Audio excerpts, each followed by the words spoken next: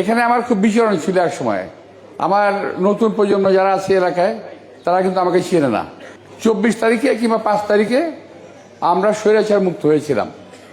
এরকম স্বৈরাচার মুক্ত হয়েছি আমরা কয়েকবার। একবার হাসিনার হাত থেকে হয়েছি, একবার আবার এরশাদের হাত থেকে হয়েছি একবার। এই ভোটের অধিকারটা আদায় করতে কিন্তু আমাদের অনেক কষ্ট করতে হয়েছে, অনেক কষ্ট করতে হয়েছে।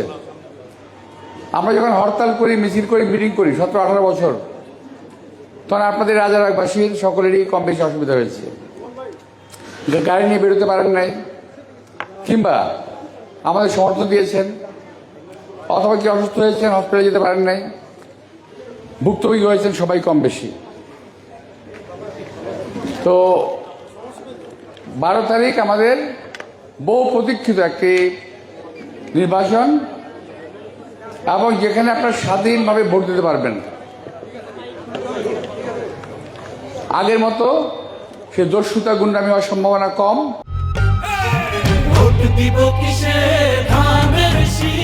আমার ধারণা যে আমাদের এই সেন্টারে আপনারা সকলেই যাবেন। মনে রাখবেন, আপনার একটি ভোট কিন্তু শুধুমাত্র আমাকে এমপি বানাবে না, দেশের ভাগ্য নির্ধারণ করবে। যদি ভাবেন যে আব্বাস সাহেবকে ভোট দিলাম কিংবা দিলাম না, কি আসে যায় না, এই ভোটটা কিন্তু আমি মাত্র একটা মার্ক প্রতীক নিয়ে আপনাদের সামনে এসেছি, কিন্তু আমি একটা জাতীয় প্রতিনিধির বিষয়ে কিন্তু আমি প্রতিনিধিত্ব করবো আপনাদের পক্ষে। এখানে আমার খুব বিচরণ ছিল এক সময়। আমার নতুন প্রজন্ম যারা আছে এলাকায় তারা কিন্তু আমাকে চেনে না, এবং নতুন প্রজন্মের ধারণা, এটা একটু খেয়াল রাখবেন,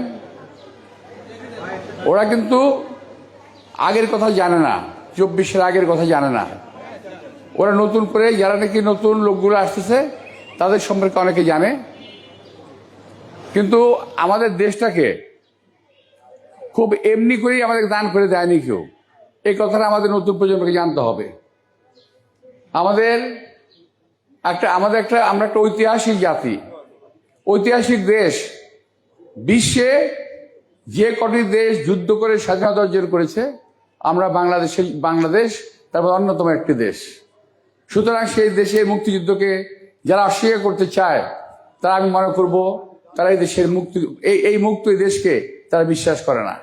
আমার দেশের নতুন যে জেনারেশন, তাদেরকে বোঝাতে হবে, আপনার ঘরে যে সন্তান আছে, যে বয়সী হোক, তার যদি বোঝার ক্ষমতা হয়ে থাকে, প্রথমে তাকে মুক্তিযুদ্ধের ইতিহাসটা বলবেন। সেই ইতিহাসে যার নামই আসুক, আমার কোনো আপত্তি নাই। সে মুক্তিযুদ্ধের ইতিহাসে অনেকের নাম আসবে যাকে আমরা পছন্দ করি না, আবার অনেকে আমাদেরকে পছন্দ করে না, কিন্তু ইতিহাস থেকেই যাবে। ইতিহাসকে কেউ ঘোরাতে পারবে না। এই এরিয়াটা ছিল খুব একটা পশ একটা এরিয়া। আমরা যাকে বলা হয় খুব খানদানি এরিয়া বলা আমরা ভাবতাম, আবার এখনো ভাবি।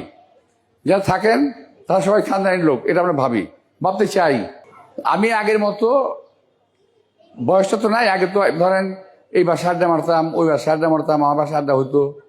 তারপর আমাদের একটা সোসাইটি ছিল, মানে এখন যেমন আপনাদের রাজারবাগ সোসাইটি, শুধু রাজারবাগ মিলে, আগে আমাদের সোসাইটি অনেক বড় ছিল। আমরা নিজেরা অনুষ্ঠান করতাম, কখনো ওয়াজ মাহফিল, কখনো নাটক, কখনো গানের অনুষ্ঠান, এই অনুষ্ঠানগুলো আমরা করতাম। আমরা নিজেরা উদ্যোগ নিয়ে আমরা লাইব্রেরি করেছিলাম বই পড়ার জন্য। তো এই জিনিসগুলো এখন আর আমাদের মধ্যে নাই, ঘাটতি পড়ে গেছে। আমাদের বাচ্চারা ঢুকে গেছে কয়েকটা জায়গার মধ্যে, খুব মারাত্মক কয়েকটা জায়গা। একটা হলো বাংলাদেশে এখন খুব প্রচলিত এবং ক্ষতিকর, সেটা হলো মাদক।